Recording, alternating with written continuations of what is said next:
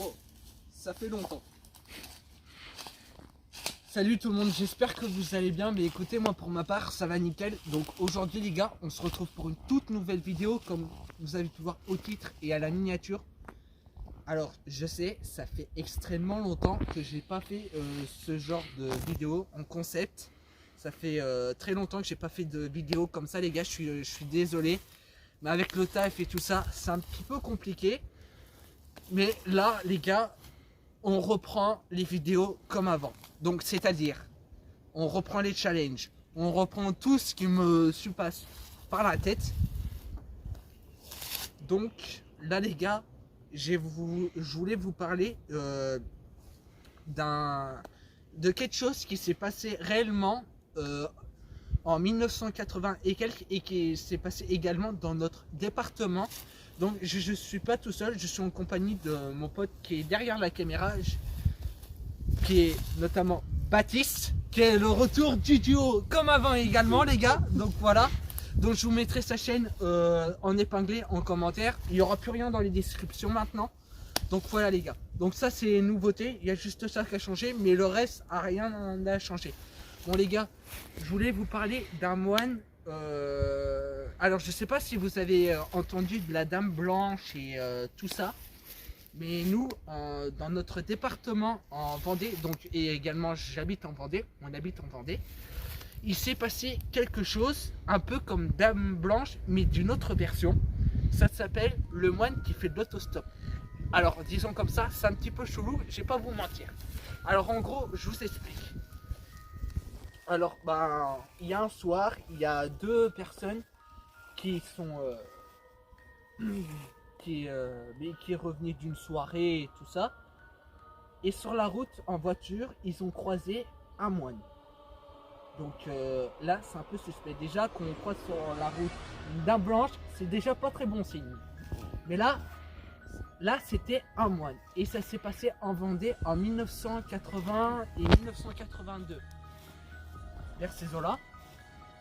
Et il demandait il a fait de l'autostop. Et puis il demandait à ces personnes, vous pouvez me ramener dans ce village ou dans cette ville-là. Et le moine, et alors les gens, ils se posaient des questions forcément, d'où ils venaient, etc. Et puis là, à un moment, le moine, il a dit deux ou trois phrases qui disaient un peu campagne, je dirais un peu campagnard. Et à ce moment-là, il a disparu. Alors, genre il était sur le siège, et là il dit deux ou trois phrases, il a disparu. Alors évidemment, les passagers, enfin et le conducteur, ils se sont arrêtés. Et puis ils sont allés voir la police, et c'est pas la première fois qu'ils ont entendu cette histoire. Il y avait plein d'autres de Vendéens qui en avaient parlé. Alors c'est-à-dire que le moine, il était partout dans toute la Vendée. On l'a vu apparemment sur Chantonnay, Luçon, La Roche-sur-Yon, Montaigu, tout ça. On l'a vu partout. Et du coup, il y a eu une enquête dans ça. Et puis ils en ont entendu encore parler par d'autres personnes. Donc là déjà, c'est un petit peu bizarre. Alors déjà, moi j'en avais jamais entendu parler. Mais il y a un de mes potes qui avait vu, qui l'avait déjà vu aussi, enfin, par son père, qui l'avait déjà vu. Alors je trouve ça vraiment suspect, parce que je me suis renseigné et tout ça. Je sais pas ce que t'en penses toi, Baptiste, derrière, quand je t'avais fait voir aussi. Bah, c'est bizarre, ouais. C'est trop chelou. On est d'accord. Donc, là, les gars, je sais pas. Et du coup, apparemment... Après, on l'a plus jamais entendu parler de lui. Genre, il avait complètement disparu dès que... Enfin, attendez, j'ai un petit peu trop vite là. Je me suis un peu mélangé les pinceaux. Alors, il y a eu des témoignages. Alors, il y a la police. Ils sont allés dans des églises demander aux curés s'ils avaient déjà vu ce moine, etc. Parce que dans toute la Vendée, ça fait un peu flipper quand même. Surtout si c'est un vieux taré qui s'amuse à faire peur. Et ça, enfin, ou c'était peut-être un fantôme, enfin on sait pas du tout, bref. Et ils ont demandé au curé, sauf que les curés ils n'en savaient rien du tout. Genre ils savaient pas.